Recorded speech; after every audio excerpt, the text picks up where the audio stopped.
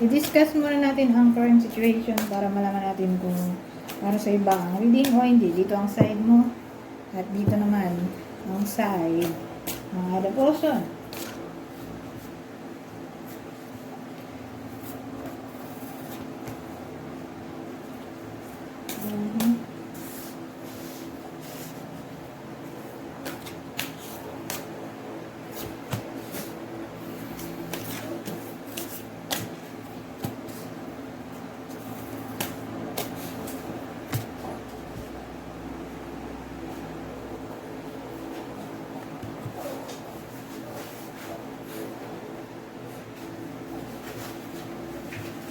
So, anong kwento dito? Ito side mo. To. Ito side ng other person. So, sa side mo may dark male. So, iniisip ko kung lalaki ka ba. Pero kung hindi ka lalaki, mag-resonate lang sa ito kung mag-resonate lang sa ito kung babae ka. Pero, in-embody mo yung masculine energy. Ito. Kasi yung lalaki dito maitim.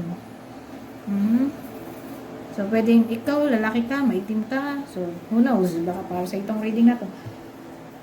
O ikaw ay babae, maitim, na ine-embody ang masculine energy. So, again, pwedeng para sa ito.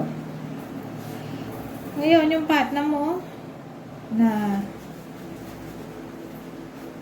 female energy, hindi nakikipag-usap sa iyo kasi ice queen to, cold. Cold yung babae sa iyo, yung partner mo.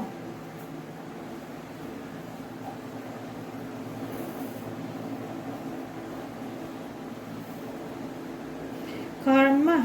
Ano to?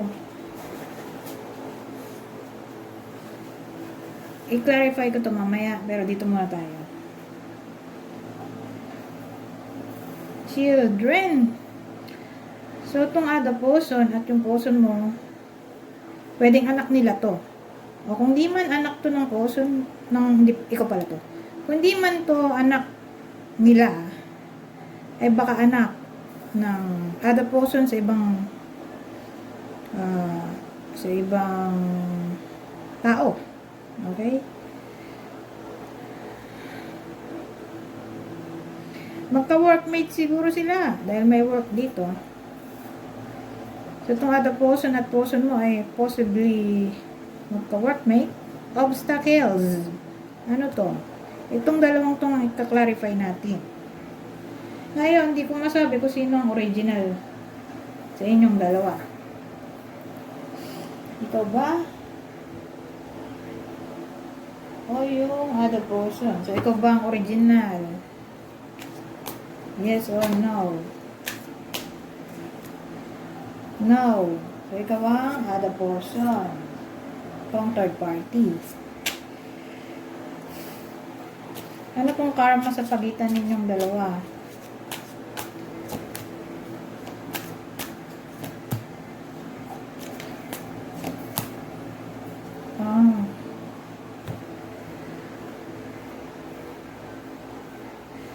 So, ang dating meant to happen talaga.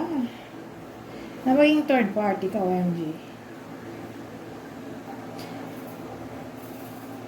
Parang ang dating kasi karma. So, unfinished business. So, sa past life nyo, third party ka. Hanggang ngayon. Diyos ko. Parang na-outload kasi nung nandun kayo sa past life. Dahil na-outload, edi nagtuloy. Ngayon sa present,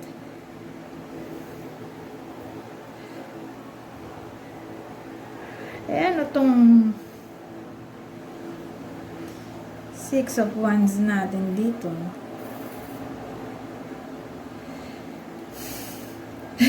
Parang dating meant to happen na this time maging successful na yung connection niya. My goodness. Kasi sa past life hindi successful. My God, ano ba yan? So, this time, sa present life, parang dating ang karma ay maging successful na yung connection yung dalawa. My goodness. Pero third party situation to. So, maling relasyon. Diba? Ano magiging ano yan? Tama. Pero tingnan natin, ha?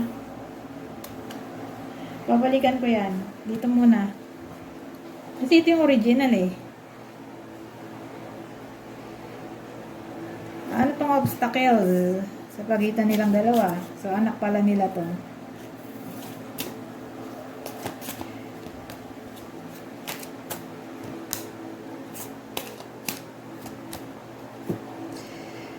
Aha.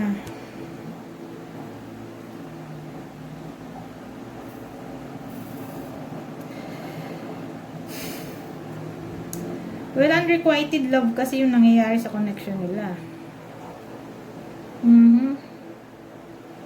Boring daw.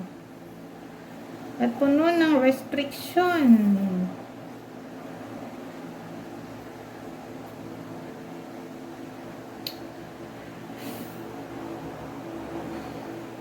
So, yan ang obstacles dito.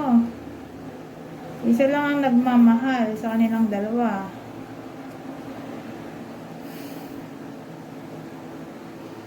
Yung isa nga bored na.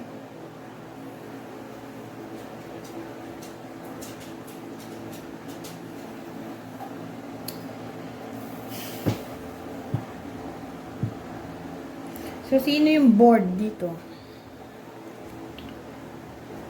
Sa bagay, hindi naman magkakaroon ng ikaw kung masaya yung person mo sa other person. So, probably, yung person mo yung bored sa kanya, kaya nga nagkaroon ng ikaw, di ba? So, dahil, kaya nagkaroon ng ikaw, ay dahil na-bored siya sa original niya. Parang hindi na siya masaya doon sa kanyang original. Pero hindi kayo nag-uusap nowadays.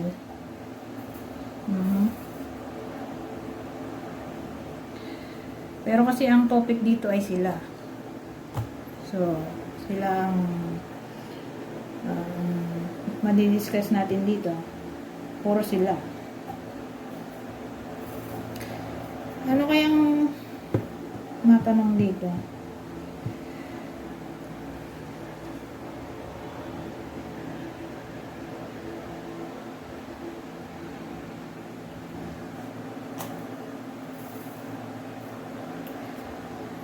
Anong feelings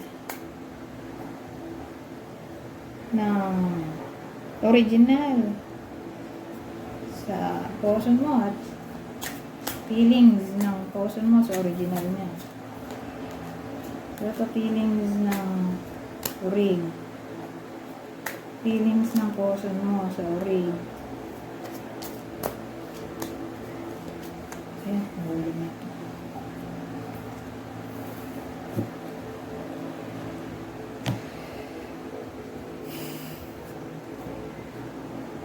So, doon tayo sa orig. Dito. Hindi pala kita. Dito. Anong feelings niya dyan? Walang feelings ng orig sa person mo.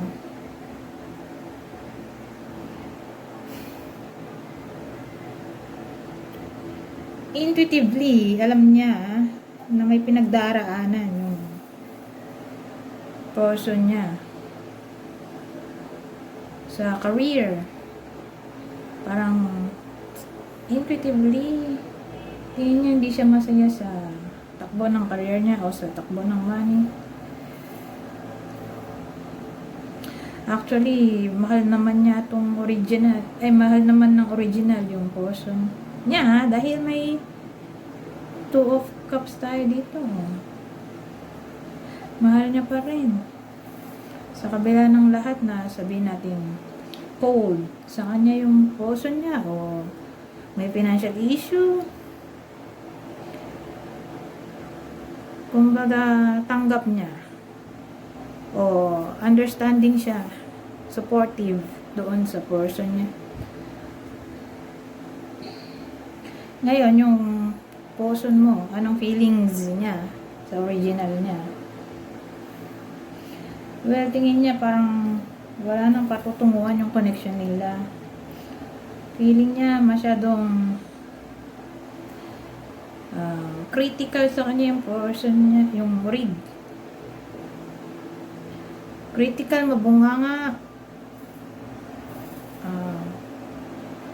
prone sa gossip.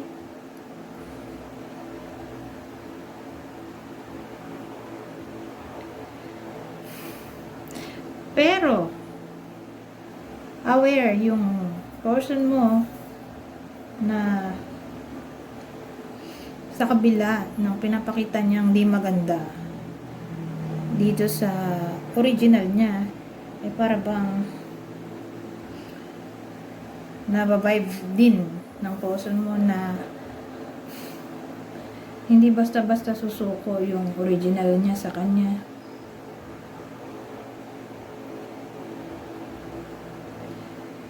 Kumbaga,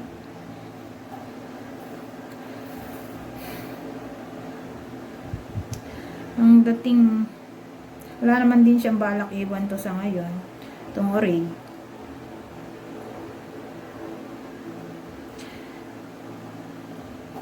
So, yun. Kumbaga, tingin ng person mo sa original,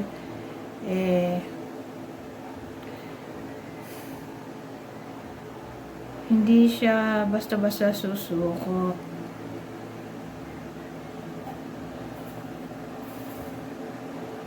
Kumbaga, kahit dumaan ng unos o malaman niya ang situation nyo, na ikaw ay third party,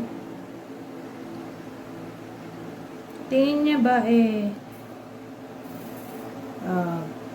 hindi siya susukuan basta-basta ng original. Natatanggapin siya kahit na anong pagkakamali niya. Kasi nga, understanding siya dahil sa Two of Cups.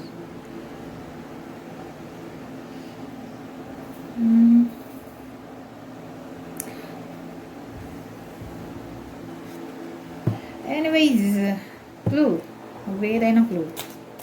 6 na clue para malaman nyo kung para sa inyo ba itong reading o hindi. So, ang clue ay pwedeng tumama sa iyo sa person mo o sa original. Pisces, Aries, Libra, Scorpio, Libra ulit, Virgo. Anyways, hanggang dito na lang. Goodbye po na.